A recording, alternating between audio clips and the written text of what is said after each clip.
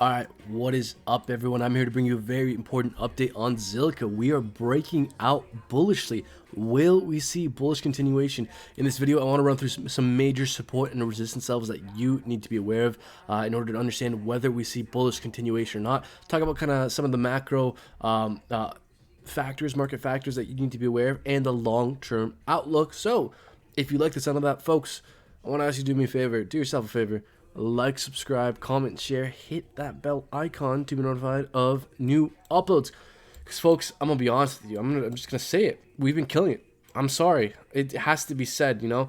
We have been killing it in terms of calling major breakout support and resistance and price targets. So, folks, stay tuned with us. And, well, right now, I felt compelled to make a video on Zilliqa because we're breaking out bullishly. Very good to see. Will we see bullish continuation? Well, we need to get above some key levels, mainly being the 13-cent region. We can see how 13 cent was where we've been finding rejection previously, and we can see that there's a peak in volume, spike in volume, starting to build up around 13 cents here. So it's going to be a key area to look out for. Really, 12.8 to be honest with you. 12.8 to 13 cents.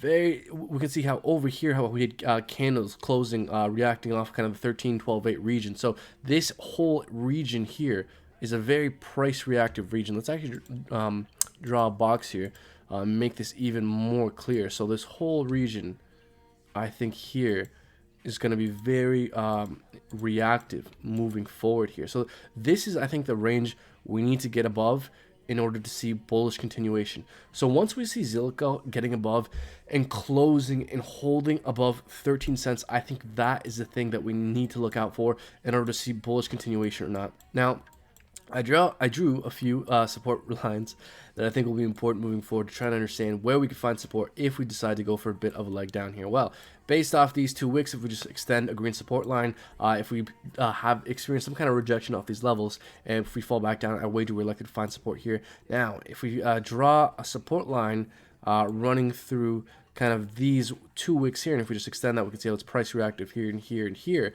This will also be a relevant support area. So in order to answer the question, is this a fake out? Is this a bull trap where we seem to break out bullishly, but perhaps, you know, maybe it's just a fake out, right? Maybe we'll go back down. I think the key level to look out for, trying to understand if this is indeed a fake out, and if indeed we're going for the leg down, is see how we react off these 2 green lines. If we start to break down below these 2 green lines, then I would be concerned, and below the breakout point at around, you know, let's say 11.8, that's kind of the breakout point. If we start to break down below these regions here, then I would be worried that this was a fake out.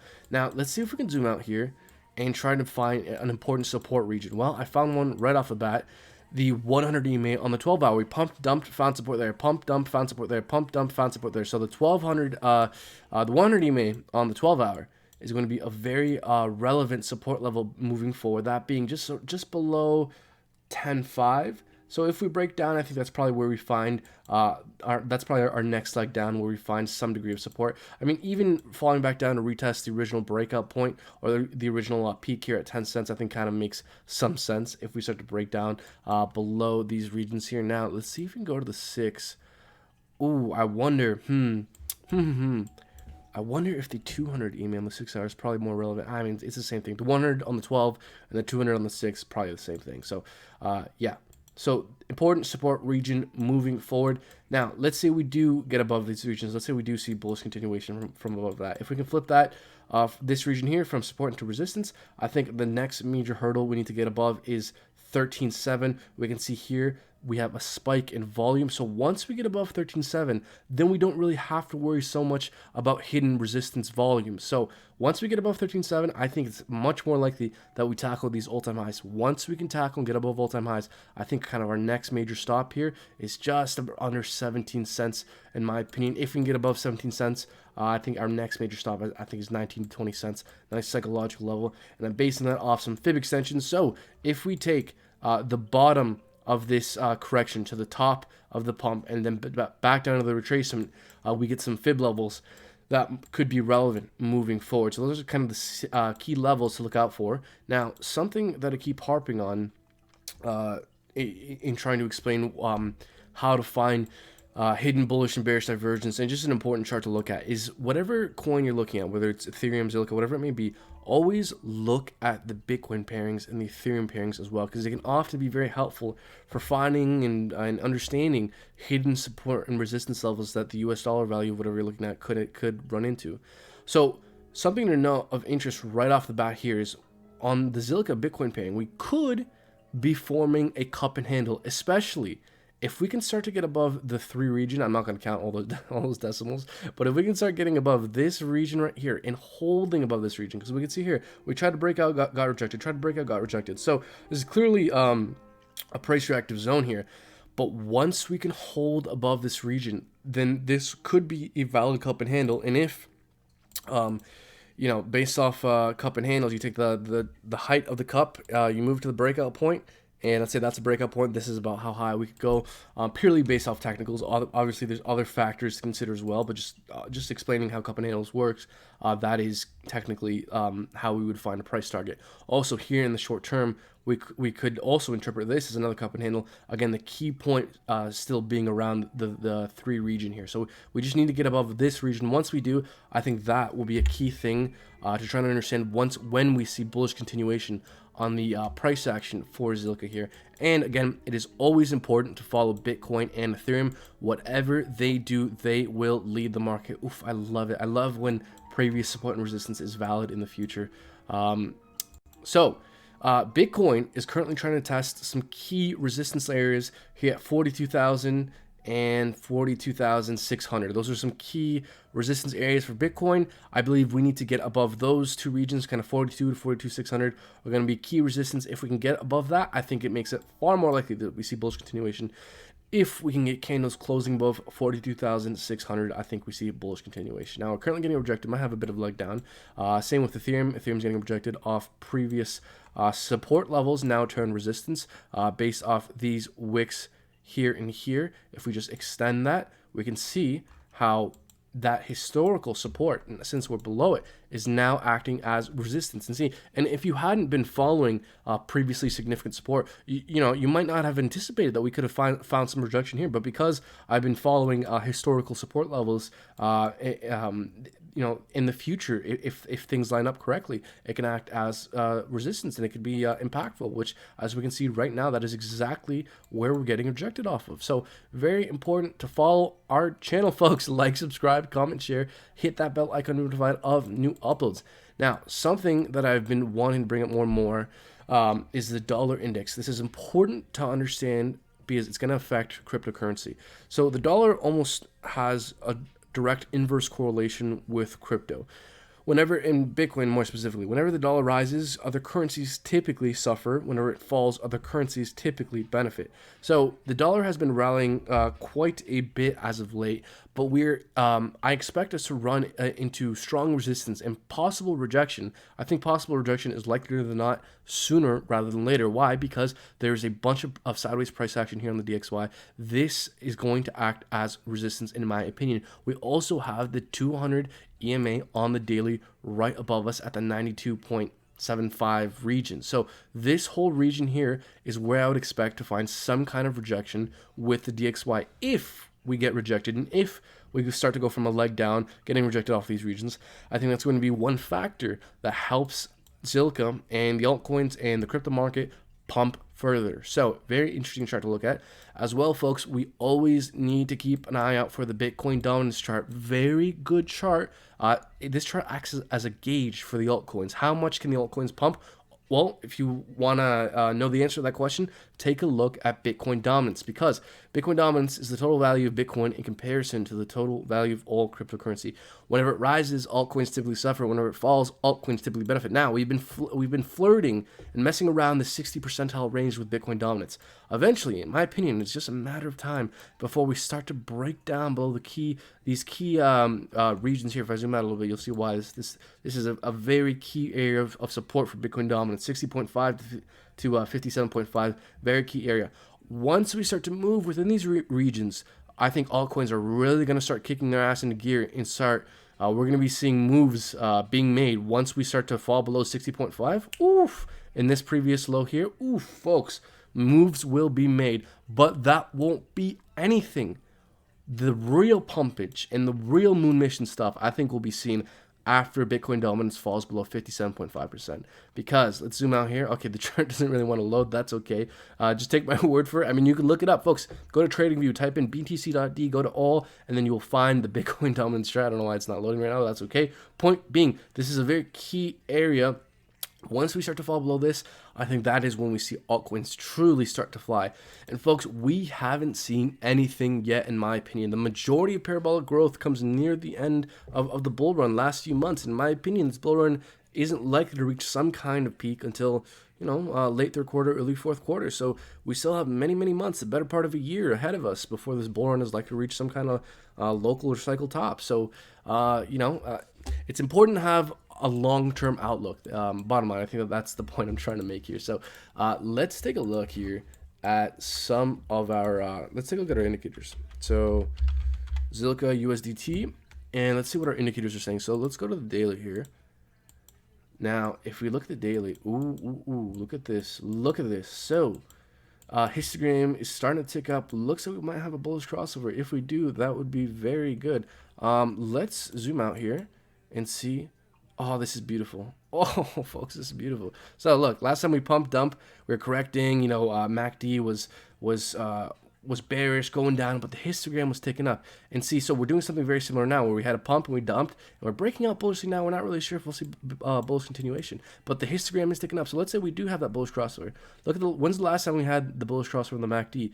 When we were going down, it was right in these regions here. So if we get that bullish crossover here again, could we see something similar where after the pump and dump, bullish crossover, then we pump, you know, pump, dump, maybe bullish crossover, and then we pump? Perhaps, folks. So we have to keep our eye out for that bullish crossover, see if that actually manifests. But, oh, it's a good song. But the daily does look strong with MACD, weighted MACD on the way up, stochastic on the way up. Ooh, okay. So this is something interesting. So, I think we can do something helpful here to try and understand when we break. Oh, this is beautiful. Oh, this is beautiful. Okay. Oh, fuck. Okay, this is when okay, folks, there's tons of fancy tactical analysis ways of doing stuff and speculating and guesstimating.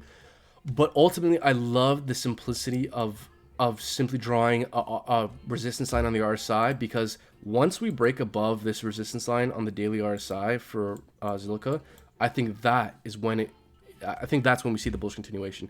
Honestly, like you know, you could look at endless complicated tools and tactical analysis, you know, magic. But honestly, just look at the RSI, folks. Once we start to break above this the red resistance line and make a higher high in RSI, I think that is when we get. I think that is when we make a higher high and break above this key resistance range. So, folks, honestly, this is going to be one of the most key things to look out for, to try and understand what Zilliqa is going to do next, whether this was a fake out, a bull trap, or if we see a continuation. See, we're kind of forming a bit of a wedge here. So maybe we go for that bit of leg down, retest the breakout point as support, maybe this green line, solidify this green line as support. So maybe we do something like this, where we go back down, maybe retest like this green support line, maybe this original breakout zone, and then break out. And if we make that higher high, I think that could translate into us breaking above this key resistance level here. So those are some of the most important things to look out for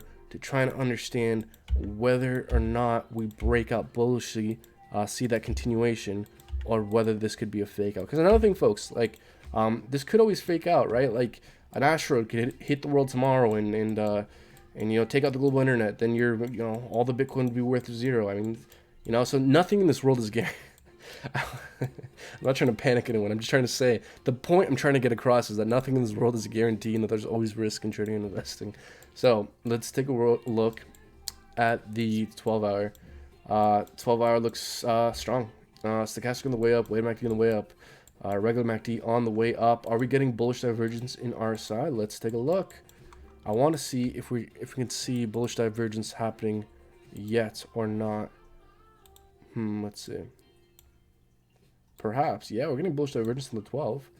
Yeah, so if we can make a higher high, yeah, that's bullish divergence. That looks good. So we'll just if that can carry over to the daily, since the daily is a large time frame, that break above that resistance line on the daily RSI, if we can get above that, then I think we see bullish continuation, or at least it makes it more likely. Again, nothing's a guarantee. Technical analysis is a game of probabilities, not certainties, people. Like, the more indicators you have pointing a direction, the more confident you could be of increased probability. But at the end of the day, this is all just probability. So 6 hour, everything looks bullish. Let's see if we can start to note some weakness. I bet you go to lower time frames, we see weakness, and we do. So MACD on the way down, weighted MACD curving down, might have a bearish crossover, stochastic RSI in the overbought region, bearish crossover RSI in the overbought going down. 2 looks bad. 1 looks bad. So yeah, folks, this makes a lot of sense. Yeah, so summarize here. Larger time frames look bullish, lower hourlies look bearish. Ultimately, I think to see bullish continuation, we need to get above key resistance here. Look out for that RSI on the daily, and look out to see if these key green support lines hold. If these green support lines cannot hold, then perhaps this was a fake out. Perhaps we're due for more of a leg down. Perhaps retest the 200 EMA here on the 6 hours. Is that the 200 EMA? It is. Yes, it is. So yeah, folks, those are my thoughts with the Zilliqa. Over the long term, you know, I think the low dollars for Zilliqa makes sense, but that's just a guesstimate for fun. Nobody knows for sure. I don't know for sure. But in terms of like looking to sell over the long term, like when do you sell, right? Like, we're in a bull run. Is this bull market gonna end? When do I take profits? Well, nobody knows for sure how high these coins are gonna go, but I do think there's some good reasons to think or to know when this bull run is likely to reach its end, and I think this bull run is likely to reach, at least has a good chance of reaching some kind of end with Bitcoin late September this year. And if you look at the previous cycle, the altcoins reached their peak roughly a month after Bitcoin. So I think something similar has a good chance of happening this time around, where, let's say, you know, it's the end of September, Bitcoin reaches its peak, then I think, you know, maybe Zilliqa and the altcoins have a good chance of reaching their peak roughly a month after Bitcoin. So, you know, late third quarter, early fourth quarter rolls around, that's when I'm going to be looking to scale out of my long-term positions, regardless of price. Whatever the market happens to give me, that's when I'll start to scale out and sell slowly over time. You know, late third quarter, early fourth quarter, every week, you know, I'll sell a little bit. And whatever the market happens to give me, whether Zilliqa's at, you know, 50 cents, $1, or $10, whatever the market gives me. I don't own any Zilliqa, but that's the approach I'm taking with my long-term bags. I'm just looking to sell out based off time frames, and not so much price targets specifically. So, folks, if anything interesting further happens, we'll definitely be talking about it on this channel. Don't forget to like, subscribe, comment, share, hit that bell icon to be notified of new uploads. Check out our Discord group, link for that down in the description. We talk to our Discord members regularly. We post very helpful articles and very helpful resources as well. Consider joining our VIP Discord group, link for that down in the description. Join our Patreon. You get access to our VIP Discord where we talk about low cap gems, interesting setups. We talk and answer questions regularly, and we have very, very helpful resources. And I might say, I'm very excited about some of the low caps I've been posting. Well, all of them, but I'm excited about the low cap gems I've been posting in the Discord group. I'm very cautiously optimistic about the long-term prospect with those things. So, folks, if you made it this far, thank you so much. You're a trooper. Until next time, take care.